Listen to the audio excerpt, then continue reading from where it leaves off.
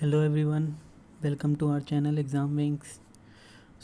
ये हमारी banking awareness की सीरीज़ चल रही है, जिसमें हमने और टॉपिक पहले से कवर करे हुए हैं। और ये हमारा नेक्स्ट टॉपिक है मॉनेटरी पॉलिसी। इसमें बहुत लोगों को परेशानी होती है कि कितना क्या पढ़े, कैसे पढ़े, कितना मेन है। तो और मोस्टली आपको पता होना चाहिए, क्योंकि आप बैंकिंग की तैयारी कर रहे हो, तो मॉनेटरी पॉलिसी क्या होती है, कौन बनाता है, ये सब चीज़ें आपको पता होना चाहिए। तो मोस्टली लोगों को इनमें दिक्कत होती है। तो इस वीडियो में मैंने आपको इजीली समझाया हुआ है कैसे क्या करना है और कितना कितना पढ़ना है। वो मेन पॉइंट मैंने आपको हाईलाइट करके दिया हुआ है। तो आपको बस इसी वीडियो को देखना है। ये आपका पहला पार्ट है इसका, और एक दो पार्ट और आएंगे, क्योंकि मॉनेटरी पॉलिसी बड़ा टॉपिक है। तो इसके एक दो पार्ट और आएंगे, आप वो भी देख लेना सीरीज़ वाइज। ठीक है, इससे पहले और भी बनाया तो वो भी देख लेना। तो आई होप अगर आप इस वीडियो को पूरा देखते हैं बिना स्किप करे, तो आपको कहीं और जाने की ज़रूरत नहीं है। मैं सारा चीज़ इसमें कवर कर दूँगा। ठीक है। और अगर आपको स्टैटिक पढ़ना है तो हमारी प्लेलिस्ट पे है वीडियोस स्टैटिक पार्ट की। उसमें ट्रिक्स के साथ मैंने आपको बताया कैसे याद करना है, तो आप वो भी जाके देख सकते हैं। So without getting let start करते हैं। सबसे पहले हमें पता होना चाहिए मॉनेटरी पॉलिसी है क्या। ठीक है। तो monetary policy constituted by central government, जो हमारी गवर्नमेंट है, और led by governor of RBI. ठीक है। कॉन्स्टिट्यूट किसने करा था? सेंट्रल गवर्नमेंट ने। और अभी मॉनेटरी पॉलिसी किसके थ्रू चलती है? Governor of RBI.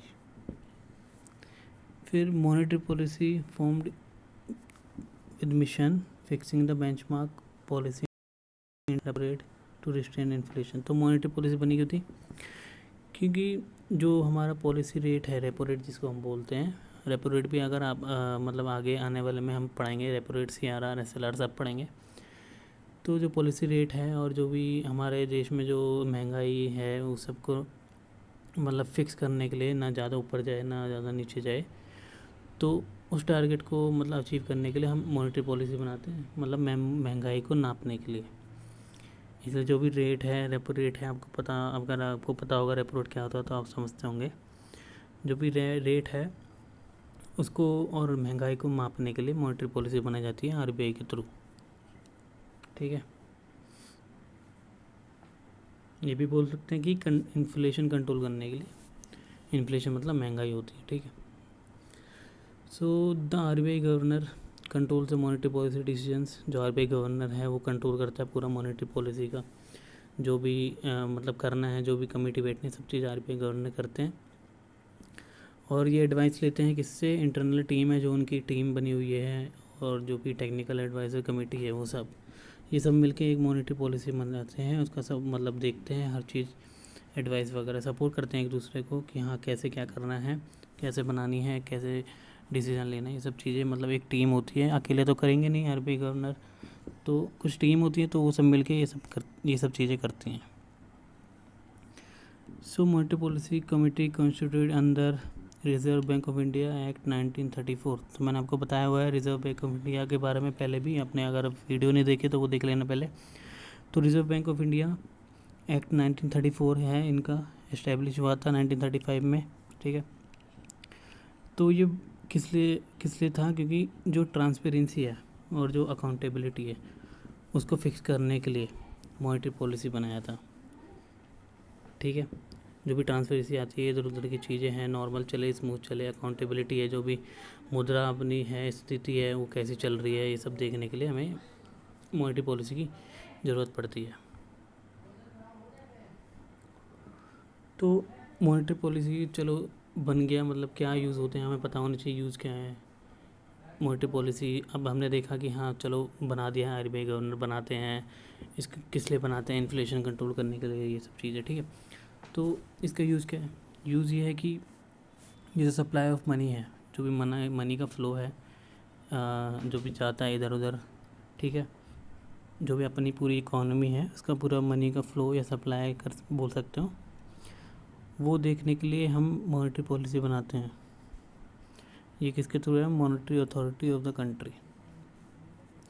तो जो भी मनी का फ्लो है उसको रेगुलेट करने के लिए, मनी की सप्लाई को रेगुलेट करने के लिए मॉनेटरी पॉलिसी बनाई जाती है। तो monetary policy generally adjust the inflation rate, जो भी इन्फ्लेशन रेट है, महंगाई का रेट है, और जो भी इंटरेस्ट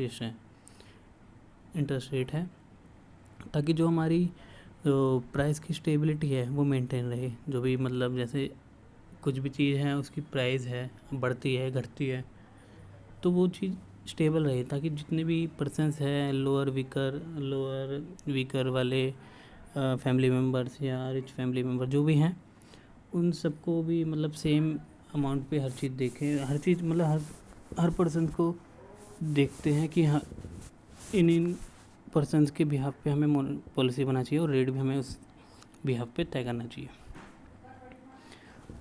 तो ये क्या करता है, जो भी रेट वगैरह है, इंटरेस्ट रेट्स हैं, इन्फ्लेशन रेट है, उसको सस्टेन करने के लिए, मतलब बनाए रखने के लिए प्राइस को, और maintain predictably exchange rate with foreign, जो भी फॉरेन में एक्सचेंज करेंसीज हैं हम रेट एक्सचेंज करते हैं उनको मेंटेन करने के लिए।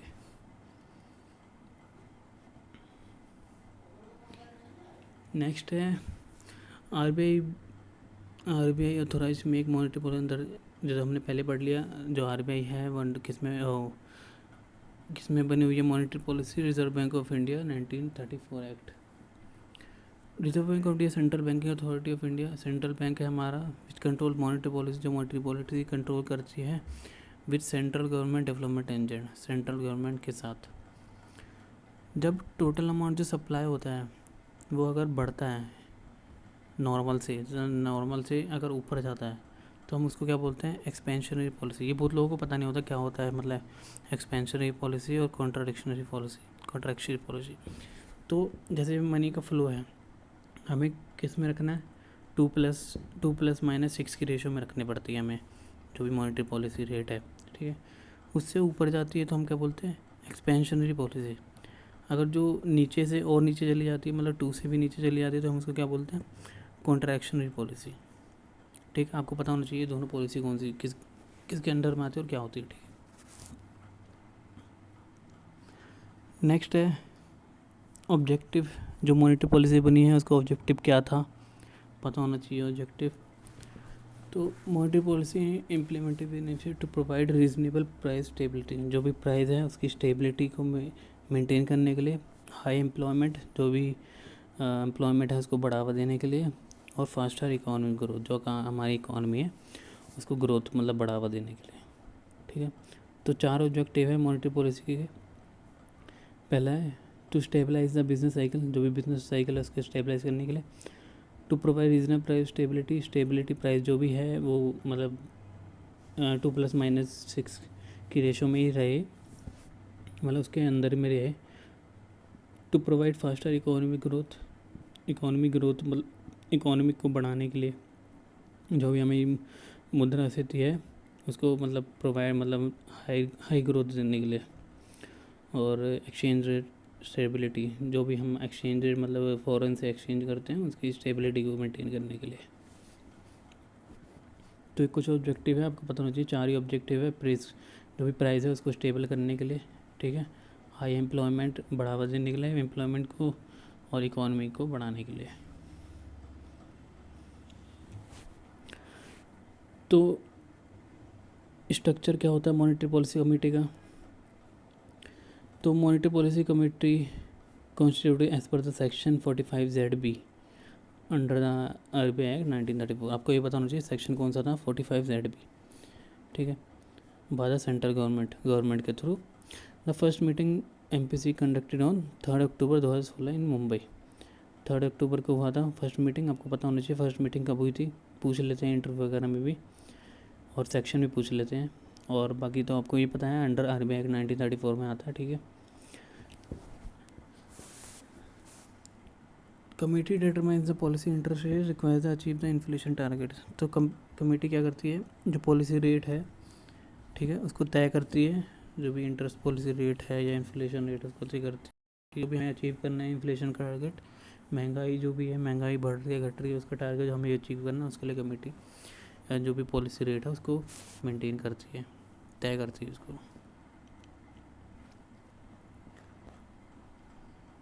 सो मॉनेटरी पॉलिसी कमेटी कब होती है? हर 2 महीने में होती है, ठीक है। कब होती है? हर 2 महीने में होती है मॉनेटरी पॉलिसी कमेटी, मतलब जो बैठाई जाती है कमेटी वो। तो हर 2 महीने में होती, तो रिज़र्व बैंक ऑफ इंडिया क्या करता है, द मॉनेटरी पॉलिसी रिपोर्ट एक तैयार करता है, जिसमें क्या होता है, जो भी इन्फ्लेशन है, महंगाई बढ़ी है, जो भी हमने देखा है फ्यूचर में इन्फ्लेशन कैसा रहेगा, फोरकास्ट करा है, जो भी महंगाई है घटाई है, मतलब ज़्यादा चला गया, मतलब डिफ्लेशन हो गया, इन्फ्लेशन हो गया, ठीक है, जो भी हो गया, मतलब ये सब हमें जो भी मॉनेटरी पॉलिसी रिपोर्ट आती है उसमें हमें सब पता चल जाता है कितना क्या बढ़ा है पिछले 2 महीनों में, 3 महीनों में, 4 महीनों में, ऐसे पता चल जाता है। तो हर 2 महीने में रिपोर्ट आती है, ठीक है। तो इसको हम ये भी बोलते हैं, बाय मंथली पॉलिसी भी बोलते हैं, ठीक है, बाय मंथली पॉलिसी बोलते हैं। तो आरबीआई ये काम करता है, हर 2 महीने में मॉनेटरी पॉलिसी लाता है। तो the embassy require to meet at least 4 times in a year, तो 4 बार मिलना ही चाहिए, मतलब जो मॉनेटरी पॉलिसी कमेटी है एटलीस्ट कम से कम 4 बार तो मिलना चाहिए मॉनेटरी पॉलिसी कमेटी को। तो ये कुछ क्वेश्चंस है उससे रिलेटेड जो आपको कमेंट सेक्शन में आंसर देना है। ये इंटरव्यू में पूछते हैं और एग्ज़ाम्स में भी आते ही हैं, मोस्ट इम्पोर्टेंट है क्वेश्चंस।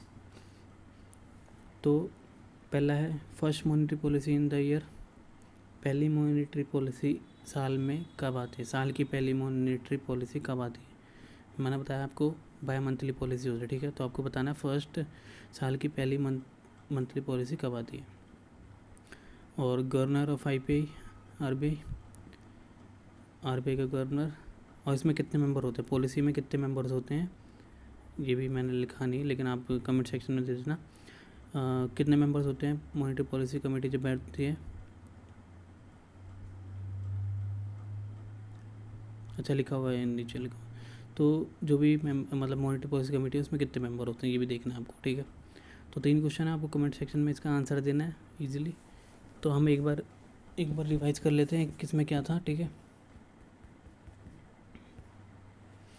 तो पहला मॉनेटरी पॉलिसी क्यों बनाई, किसके थ्रू बनाई जाती है, सेंट्रल गवर्नमेंट के थ्रू, लेड बाय गवर्नर के थ्रू बनाई जाती है, सेंट्रल गवर्नमेंट कॉन्स्टिट्यूटेड, ठीक है। और ये किस लिए बनाई जाती है, जो भी पॉलिसी इंटरेस्ट रेट है और जो भी महंगाई वगैरह है उसको मापने के लिए, चेक करने के लिए, बढ़ रहा है घट रहा है जो भी है उसको चेक करने के लिए, और जो हम टारगेट है वो लेवल को अचीव करने के लिए। तो आरबीआई कंट्रोल मॉनेटरी, जो आरबीआई है वो मॉनेटरी पॉलिसी कंट्रोल करता है, ठीक है। और जो भी उनके अंडर में टीम होती है वो सारा सपोर्ट और एडवाइस सब करती है वो। तो एक सिर्फ आरबीआई गवर्नर नहीं करते, और भी टीम होती है, वो सब मिलके मॉनेटरी पॉलिसी तैयार करते हैं। Monetary policy under RBI act 1934 में है, और जो किस लिए इनिशिएटिव था, जो ट्रांसपेरेंसी अकाउंटेबिलिटी है उसको फिक्स करने के लिए मॉनेटरी पॉलिसी बनाई जाती है। यूज़ क्या है मॉनेटरी पॉलिसी का, जो भी सप्लाई होता है, मनी का फ्लो होता है उसको रेगुलेट करने के लिए, और ये किसके थ्रू होते हैं, monetary authority of the country. तो मॉनेटरी पॉलिसी इन्फ्लेशन रेट है, जो भी इंटरेस्ट रेट है उसको सस्टेन करने के लिए, और प्राइस स्टेबिलिटी और मेंटेन करता है प्रेडिक्टिवली एक्सचेंज रेट्स जो भी फॉरेन करेंसीज में होते हैं। तो रिजर्व बैंक ऑफ इंडिया 1934 इससे पहले पढ़ लिया था, ठीक है। सेंट्रल बैंक अथॉरिटी जो कंट्रोल करती है मॉनेटरी पॉलिसी गवर्नमेंट के साथ, और जो टोटल मनी से ऊपर चला जाता है उसको बोलते हैं एक्सपेंशनरी पॉलिसी, और जो स्लो उससे भी नीचे चला जाता है, कम से कम चला जाता है, उसको बोलते हैं कॉन्ट्राडिक्टरी पॉलिसी। तो हमारी पॉलिसी मॉनेटरी पॉलिसी किस रेट पे होती है, मेंटेन रहती है 2 ± 6 के रेशो पे। ऑब्जेक्टिव क्या है, ऑब्जेक्टिव था कि हमारे जो भी प्राइस है उसकी स्टेबिलिटी रहे, ना ज़्यादा हो ना कम हो, एम्प्लॉयमेंट बढ़े, और जो भी हमारी इकोनॉमी ग्रोथ है वो बढ़े। स्ट्रक्चर जो भी ये किसके अंडर में आता है, section 45 ZB under RBI act 1934, और जो फर्स्ट मीटिंग हुई थी वो 3 अक्टूबर 2016 में हुई थी मुंबई में, ठीक है। तो कमेटी क्या तय करती है, जो भी पॉलिसी रेट्स है, इंटरेस्ट रेट्स है वो तय करके जो भी हमारे इन्फ्लेशन रेट है उसको टारगेट करती है, अचीव करती है। हर 2 महीने में इसकी कमेटी बैठती है, जिसको हम बोलते हैं बाय मंथली पॉलिसी, ठीक है। तो उसमें क्या होता है, एक पॉलिसी आती है, रिपोर्ट आती है पूरी, उसमें सब पता चल जाता है कि कितना बढ़ा है, कितना रेट कम हुआ है, या हमारी डिफ्लेशन में है, इन्फ्लेशन में है हमारी इकोनॉमी, जो हमें पूरा फोरकास्ट करके बता देती है इन्फ्लेशन के बारे में, जो भी महंगाई है, घटी है या बढ़ी है। तो एम्बेसी रिक्वायर टू मीट, कम से कम 4 बार तो मिलना चाहिए, और ये कुछ क्वेश्चंस हैं, आपको कमेंट सेक्शन में आंसर देने हैं, ठीक है। तो ये हमारा पहला पार्ट है, ये हमने मतलब मॉनेटरी पॉलिसी क्या होती है, कौन यूजेस क्या है, ये सब चीज़ें हमने पढ़ी है इसके अंदर। आगे और भी पार्ट आएंगे, इसमें हम पढ़ेंगे सब्सिडियरी क्या होती है। सब्सिडियरी भी पता होना चाहिए, पूछते हैं एग्ज़ाम्स में सब्सिडियरी क्या होती है, उसके टूल्स क्या होते हैं, जैसे मैंने बताया CRR SLR, ठीक है, MSF, ये सब पता होना चाहिए आपको। क्वांटिटेटिव टूल्स, क्वालिटेटिव टूल्स, तो ये हम आने वाले पार्ट्स में आगे करेंगे सारे, और इजीली हम समझेंगे क्या क्या होता है, और इजीली हमें सब पता चल जाएगा, ठीक है। तो आप कमेंट सेक्शन में ज़रूर आंसर देना, जिससे मुझे पता चले हाँ आपको पसंद आ रही है वीडियोस, ताकि मैं और अच्छी अच्छी वीडियोस आपके लिए लाऊँ, ठीक है। तो थैंक यू सो मच। अगर आपने हमारा चैनल सब्सक्राइब नहीं करा तो सब्सक्राइब कर लीजिए।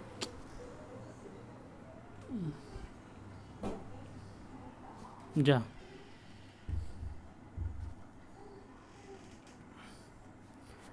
So thank you so much. अगर आपने हमारा चैनल सब्सक्राइब नहीं करा तो सब्सक्राइब कर ली।